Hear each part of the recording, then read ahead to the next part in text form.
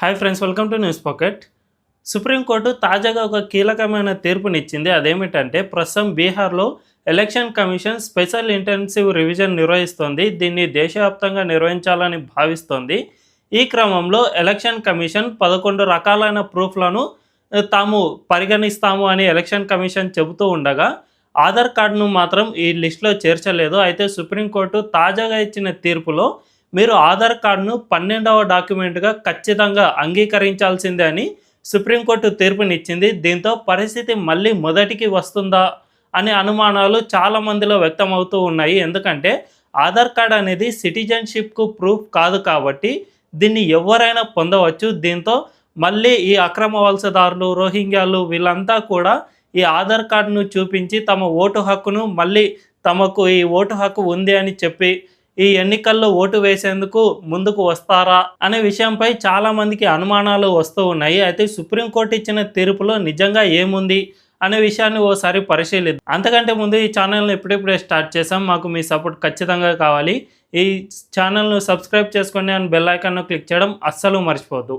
ఇక డీటెయిల్స్లోకి వెళ్తే సుప్రీంకోర్టు తాజాగా ఇచ్చిన తీర్పులో 12వ డాక్యుమెంట్గా ఆధార్ కార్డును అంగీకరించండి అని ఎలక్షన్ కమిషన్కు సూచించింది. ఎందుకంటే చాలామంది దగ్గర ఆధార్ కార్డు ప్రతి ఒక్కరి దగ్గర ఉంది కాబట్టి ఇది చాలా సులువైన పద్ధతి అని సుప్రీంకోర్టు చెప్పింది. అయితే దీనిపై బీజేపీ కొన్ని ప్రశ్నలు రైజ్ చేస్తుంది. బీజేపీ ఐటీ సెల్ అధ్యక్షుడు అమిత్ మాలవీయ ఒక కీలకమైన ట్వీట్ చేశారు. అదేమిటంటే ఆధార్ కార్డ్ అనేది సిటిజన్షిప్కు ప్రూఫ్ అనేది అస్సలు కాదు.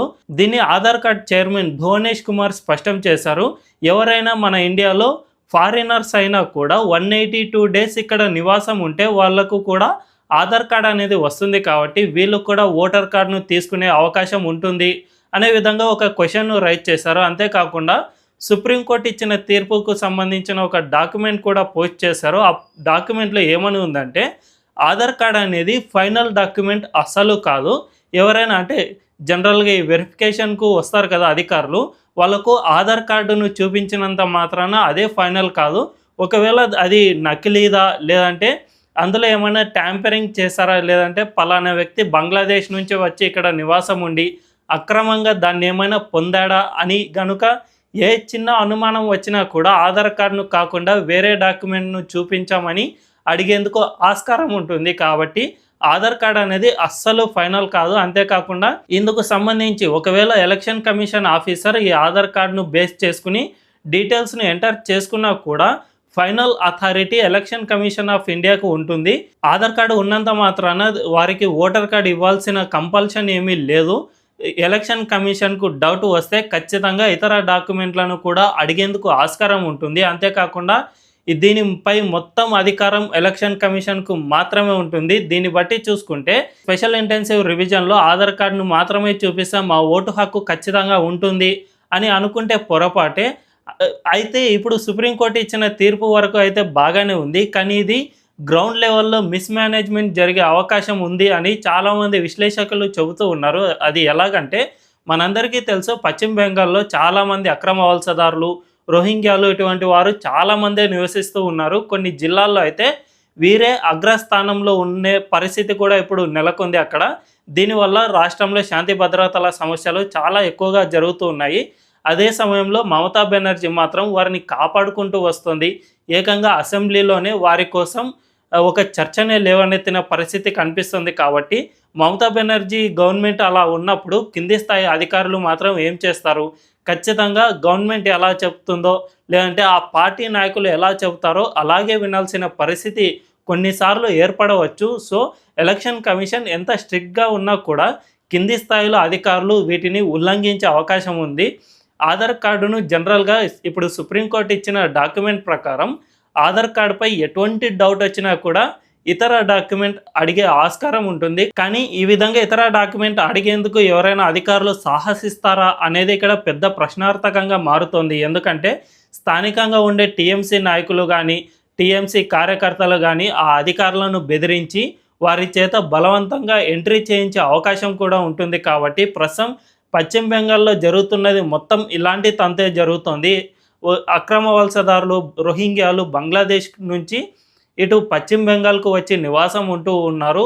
వారికి అక్రమంగా ఆధార్ ఓటర్ కార్డులు ఇట్టే వచ్చి చేరిపోతున్నాయి. జస్ట్ 10,000 ఇస్తే చాలు ఆ పార్టీ నాయకులు, కార్యకర్తలు వారికి సహకరించి వారికి ఆధార్ ఓటర్ కార్డులు సృష్టిస్తూ ఉన్నారు. దీనివల్ల ఇది దేశ భద్రతకే పెను ప్రమాదంగా మారుతూ వస్తుంది అని చాలామంది విశ్లేషకులు చెబుతూ ఉన్నారు. ఈ విధంగా ఫేక్ డాక్యుమెంట్లు క్రియేట్ చేస్తున్న రాష్ట్రంలో ఇప్పుడు ఎలక్షన్ కమిషన్ నుంచి స్పెషల్ ఇంటెన్సివ్ రివిజన్ జరుపుతూ ఉన్నా కూడా ఈ ఆధార్ కార్డుని ఎక్కువగా బేస్ చేసుకుని ఓటర్ రిజిస్ట్రేషన్ చేసుకునే అవకాశం ఉంటుంది. దీనివల్ల ఈ స్పెషల్ ఇంటెన్సివ్ రివిజన్ అనే ప్రక్రియ మొత్తం నీరుగారిపోతుందేమో అనే అనుమానాలను చాలామంది వ్యక్తం చేస్తూ ఉన్నారు. సుప్రీంకోర్టు సైతం దీనిపై మరోసారి పునరాలోచించుకోవాల్సిన అవసరం ఉంది అని చాలామంది కోరుతూ ఉన్నారు. కానీ సుప్రీంకోర్టు ఇచ్చిన తీర్పును ప్రతి ఒక్కరూ గౌరవించాల్సిందే కాబట్టి అందరూ ఖచ్చితంగా గౌరవించాల్సిందే. అయితే ఇది గ్రౌండ్ లెవెల్లో మిస్‌మేనేజ్‌మెంట్ కాకుండా ఖచ్చితంగా ఎలక్షన్ కమిషన్ దీనిపై చర్యలు తీసుకోవాల్సిన అవసరం ఉంది.